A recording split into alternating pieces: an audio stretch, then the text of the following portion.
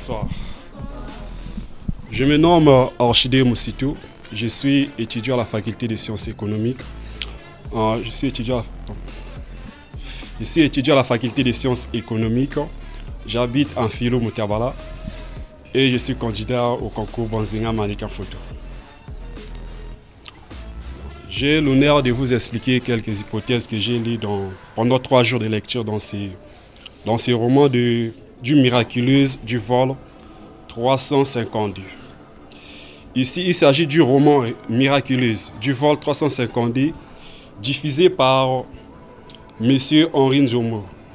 Elle écrit de la pensée de M. Nodji Mbenga après avoir effectué un voyage à bord du vol 352 qui doit l'emmener dans plusieurs capitales à mi-parcours entre Beira et Harare.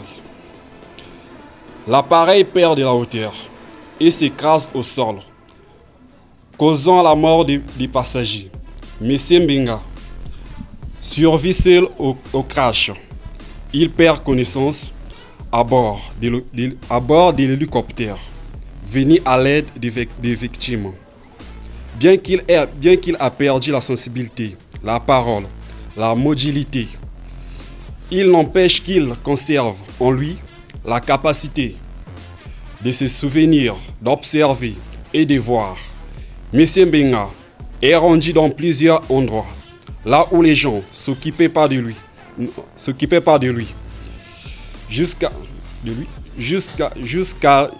jusqu'il arrive dans un hôpital, là où même le médecin devait le braquer, mais dans une clinique, là où il est transféré.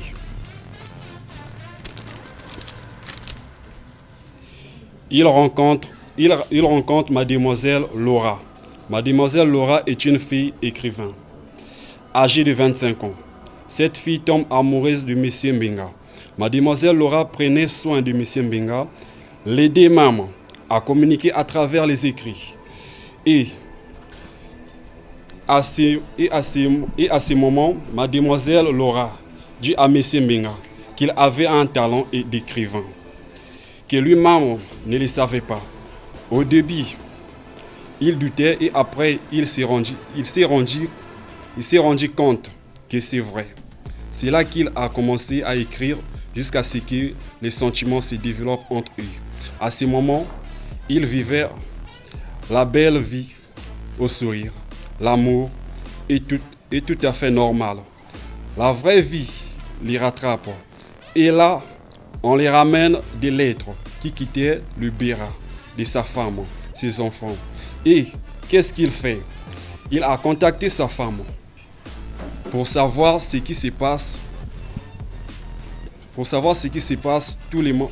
Tout le monde disait qu'il était mort. Ses amis étaient contents de sa mort.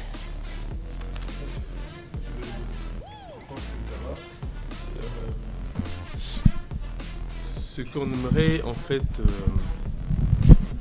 voir ou apprécier, c'est que vous puissiez exposer sans lire. Parlez, dites ce que vous avez retenu de ce livre, de votre lecture. Calmez-vous. Calmez-vous. Hein? Voilà. Expirez. Inspirez. Expirez. Inspirez. Il faut faire ce que je dis là. Et puis expire. Bon, maintenant commence à parler. On recommence à zéro. Hein? Non, il n'y a pas de lecture. Ce que vous avez compris, l'histoire. C'est l'histoire. Peut-être que vous voulez nous la raconter. Nous n'avons pas lu. D'accord. D'après ce que j'ai pu lire pendant ces 3 jours de lecture, est que il s'agit ici du roman miraculeux du vol 352 de Henri Nzomo. D'après ce livre, je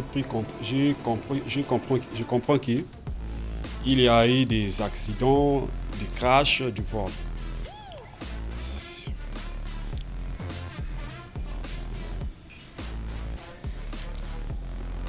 Des crashs du vol, Oui, l'avion est tombé. Oui, l'avion. Il y avait des morts et M. Mbenga était le seul survécu. dans cette trame, je pourrais dire. C'est pour cela, ici,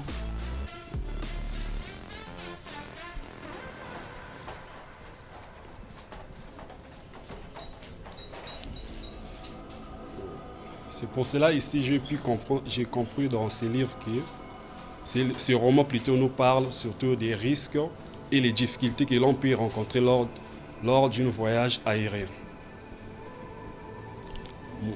Lors d'un voyage aérien.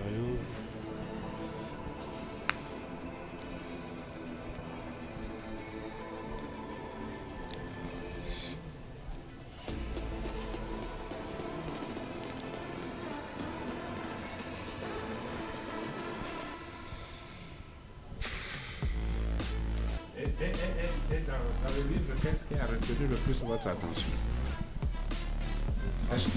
Quelle est la bonne chose ou la mauvaise chose que vous avez rencontrée dans votre lecture et que vous pouvez nous dire? La mauvaise chose, c'est la crache du vol. Et la bonne chose, c'est la rencontre entre Madame Laura et Monsieur Benga. Benga.